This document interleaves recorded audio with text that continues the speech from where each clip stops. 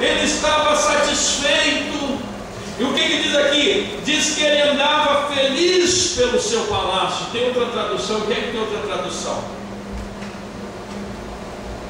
Outra tradução diz próspero.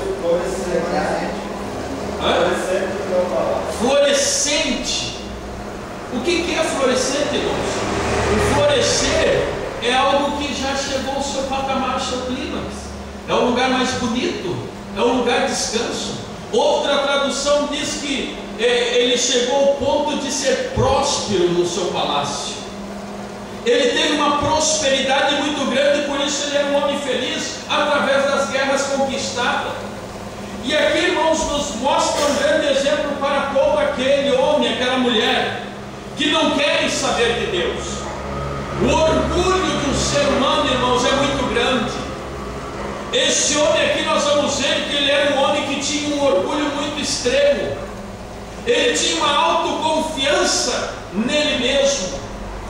Ele tinha tudo isso, essas obras da carne.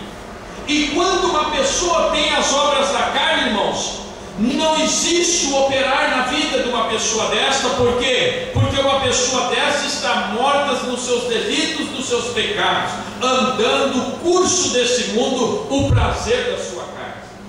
Então nós olhamos aqui, irmãos, que o primeiro ponto, que este homem, Nabucodonosor, ele foi humilhado. O que é? Ele era uma pessoa satisfeita. Ele se achava que estava satisfeito, estava tudo pronto, não precisava mais nada.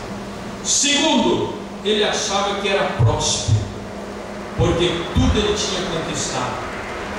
O seu reino, irmãos, o reino de Nabucodonosor, era o reino mais rico da antiguidade.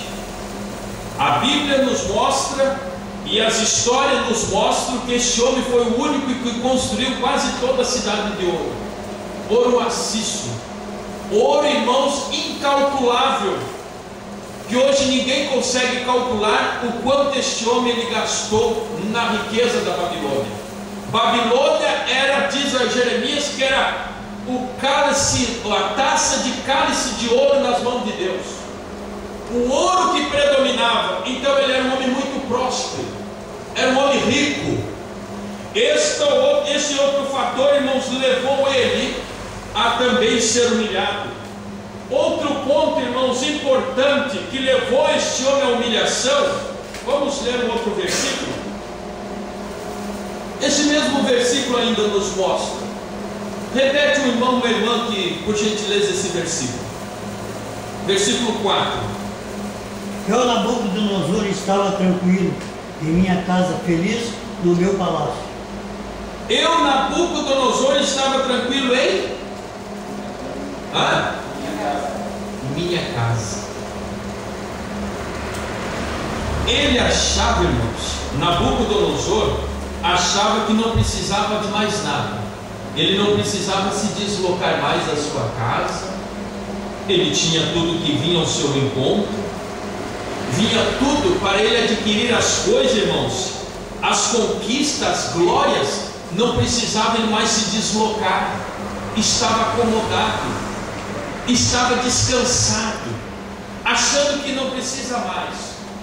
Não precisa eu mais guerrear, porque eu já estou satisfeito, eu já venci as batalhas. Todos os reinos estão na minha mão. Judá, que diziam na época que era um povo de Deus, está nas minhas mãos. Ele não precisava mais da Síria, porque venceu a Síria, era a potência antes de se levantar a Babilônia. Depois ele conquistou o Egito, então ele estava satisfeito com todas essas vitórias no seu palácio. Estava ali próspero, porque toda a cidade de ouro embelezada. Ali nós vimos, irmãos, as histórias, diz que este homem fez um jardim suspenso de flores para sua esposa, algo incalculável quanto este homem gastou. Um jardim suspenso, para que vocês entendam, são colunas aproximadamente de 5 metros, depois levantado o terraço, e depois mais 5 metros, e assim sucessivamente. Era um edifício tudo cheio de flor e tudo arrodeado de ouro.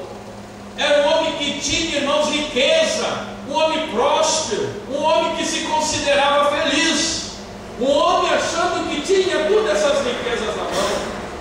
E outro, irmãos, ele era um homem também que levou a queda dele, que fez ele cair, que Deus trabalhou, que mostrou que não era daquele jeito, mostrou também a outra queda,